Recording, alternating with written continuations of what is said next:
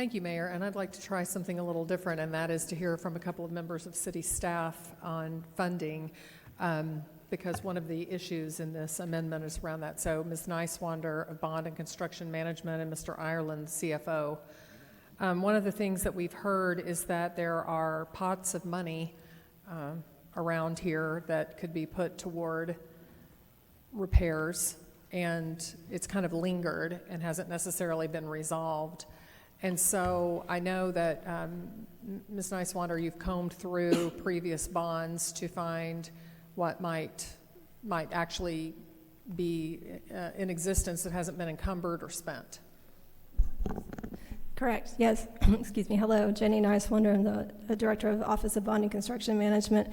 And thank you for the question and the opportunity to provide some clarification on past bond programs and City Hall maintenance. So, and just as a point of clarification, this is actually a question that came up after the 2024 bond propositions had been finalized, and there was actually a memo that had been published about the 2017 bond program and the dollars amount that had been allocated. So this is kind of an extension of that. In 2017, there was $7 million that was allocated towards City Hall. Excuse me. To date, we've completed projects that total about $4.4 million, which leaves about 1.7 available in the City Hall line. There was no money in the 2012 bond program, as you may remember, and in 2006, we had approximately $9.4 million for funding for City Hall. Today, we've completed projects that total $8.77 million, and we have about 160 in reserve from that entire proposition. So in total, for the bond programs that go back to 2006, we had about $16.4 million allocated towards City Hall, and to date, we have approximately $2.8 million that would be available in reserves if we so chose to use that. So going back, and that went back to 2003? 2006. Oh, 2006, okay. And then, Mr. Ireland, I noticed one of the things in this amendment is about, well, maybe it was in the first amendment, about ARPA funds. So what could we reach into with regard to ARPA funds to help fund repairs? Yes, ma'am. Jack Ireland, Chief Financial Officer. In our ARPA redevelopment fund, all of the funds that we have as of this morning, because there was $1 million of interest and that got put towards a specific project. So at this point, all of the ARPA funds are allocated to specific projects, specific line items. There is a line item that funds were previously reallocated to for City Hall generators and electrical upgrades necessary for the generators. There's about $6.6 million in that line item that remains. Okay, and so when we talked about funds in the bond in 2024, we ultimately defaulted to ARPA funds. And Yes. that's what that is.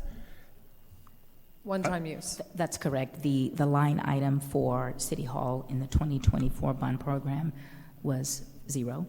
And so what we did was to come up with a way to have something that we could utilize, and that's the amount that Jack is mentioning that's on the ARPA side.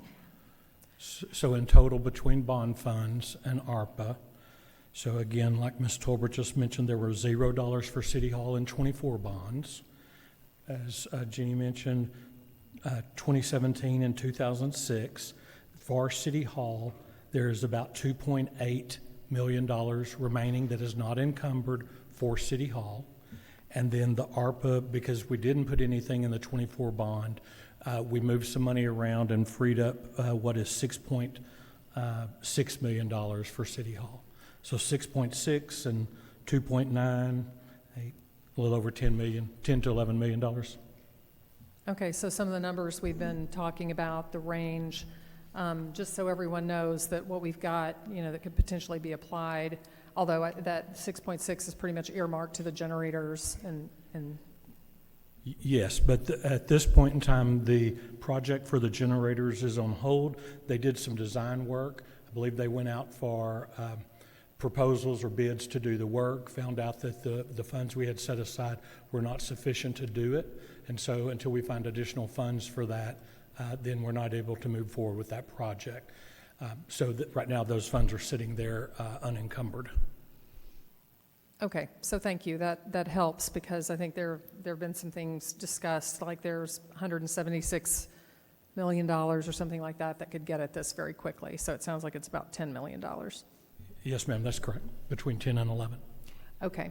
Well, this past weekend, I went back and I found my 2017 bond subcommittee book for critical facilities and took a walk through that. And I guess this is a little bit of myth busting, because there's talk about what the real needs are, and then there's the needs inventory.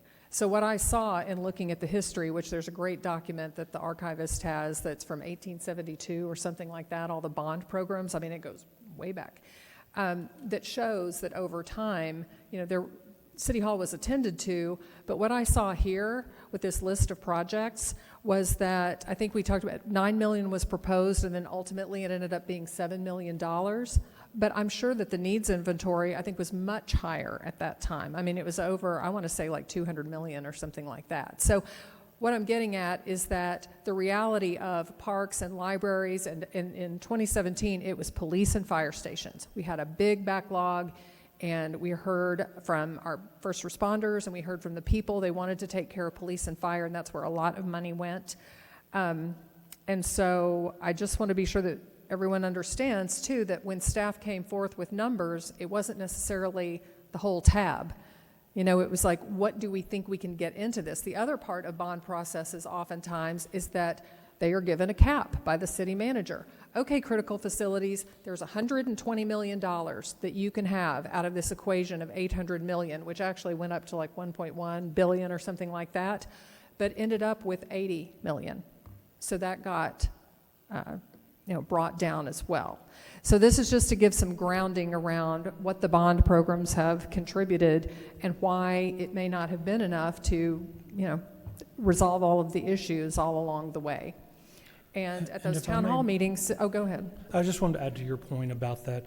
So when you think about the bond program propositions, it is City Hall, city facilities, city service centers. It's not just a City Hall proposition. And so while in 2006, for example, the proposition was about $35 million, only 9.4 of it was for City Hall. There's other city facilities. So when you look at the bond program, you think, oh, that's all City Hall. No, it's citywide city facilities, and City Hall is but one line item in that, which makes it even less than others may think. And it is, and there are town hall meetings where these things are reviewed, and so I would think that I really appreciate everyone coming out to talk about the nostalgia and also the architectural significance. There have been things through the years to trip that trigger as well. It would have been great to hear more about that, but what we tend to hear more about are the very public-facing, public-used things that a city has to take care of: streets, our first responders, libraries, parks, et cetera. So that helps explain why the numbers look smaller throughout the years in these bond programs. But I think I'll have to come back in the next round on this, Mr. Mayor.